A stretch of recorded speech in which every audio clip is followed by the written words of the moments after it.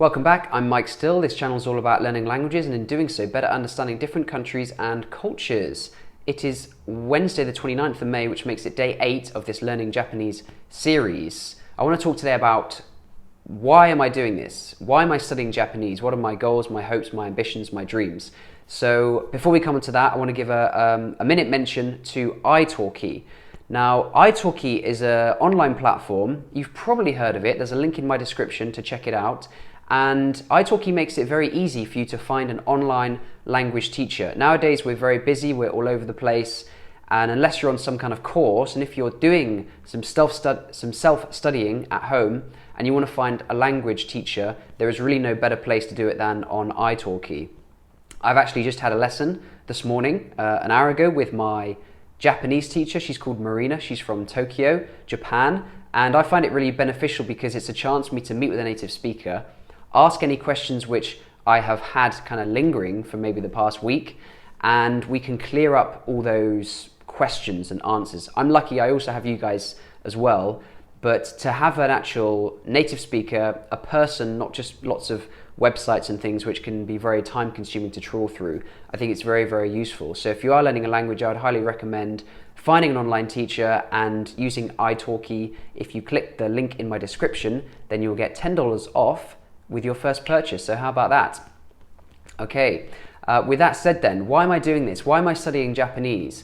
I've narrowed it down to 3 reasons, okay? The first reason I'm learning Japanese is because I want to be able to meet a Japanese person and build an immediate rapport with them. Now, if you've ever learned a second language, you will know what I'm talking about. When you speak to somebody in their native language, then they often very much appreciate the fact that you've taken the time and the trouble to learn their language. Not so much with somebody learning English, because the sad fact is that as an English speaker, you kind of come to expect it, right? Because English is the world's language. But that's kind of a different story. The point here is that if you're a native English speaker and you make an effort to learn a new language, that builds up a really strong connection. And I've seen it in speaking German to people I've met, speaking Arabic to people I've met. They cannot believe that somebody has taken the time and the effort to learn their language, and it really means a lot to them. And immediately you get that smile, and you can just feel that it means so much to them. So I'd like to be able to go to Japan and meet with a Japanese person and just have that little exchange. Ohayou gozaimasu, hajime mashite, yoroshiku onegai shimasu, and talk a little bit of Japanese together, just to show that actually I have taken the trouble. I mean, you can learn those phrases in like half an hour, like really, really quickly. It's not much of an investment. And for me, it's really, really rewarding to be able to meet people and to be able to share that experience with them, to build that rapport. So if you are living abroad, then learning the country's language, I think is well worth your time. It's a good investment of time. I also, number 2 reason, I want to develop a feel for Japanese. So let me explain what I mean by this. The truth is that to a lot of Brits, Americans, Australians, New Zealand, Canadians, the kind of English-speaking world,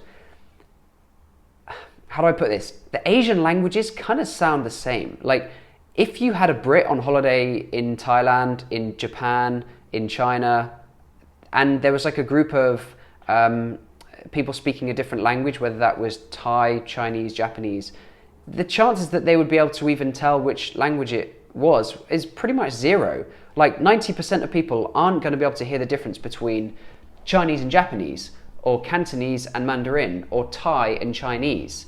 So the chances are very, very, very high that they all kind of sound the same. Now, I want to be able to develop a feel for the language. I want to be able to listen to people speaking and say, oh, they're speaking Japanese. I want to be able to pick up words and recognize the language for what it is.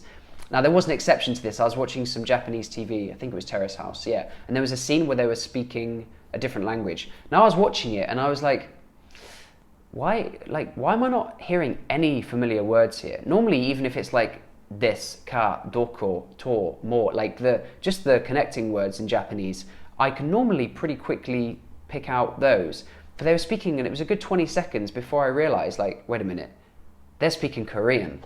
So they weren't even speaking Japanese. But in studying Japanese, you can develop a feel for it, and you can hear it, and you can immediately tell that's Japanese that's not Japanese, etc. So I want to be able to get a feel for the language and appreciate it. I want to be able to hear it and pick out words so that then I can go on to develop my vocabulary and my grammar, etc. deeper and deeper.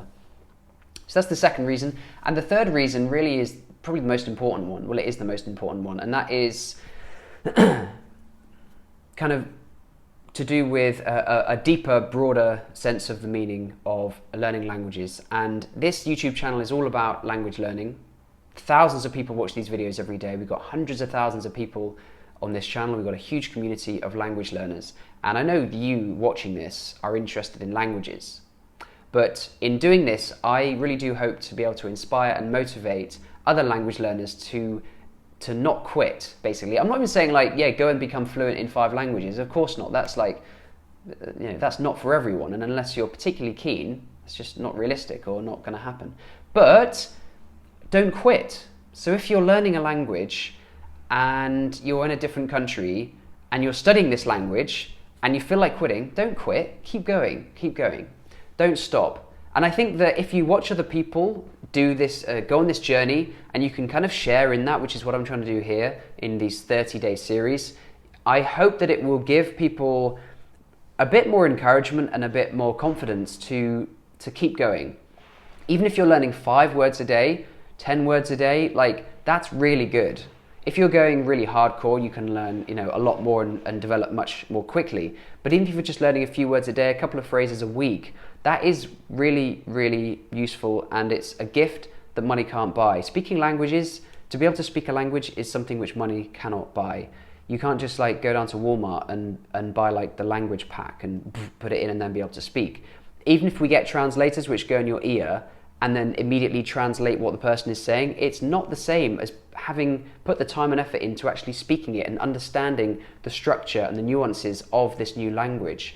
So those are my thoughts about that. I really hope that this channel does motivate people to learn languages, and especially, I have to say, especially if you're a native English speaker, because those guys, myself included, are the worst at languages, because there's just less motivation, there's less incentive to study a language when you speak the world's language, and it's understandable, I get that.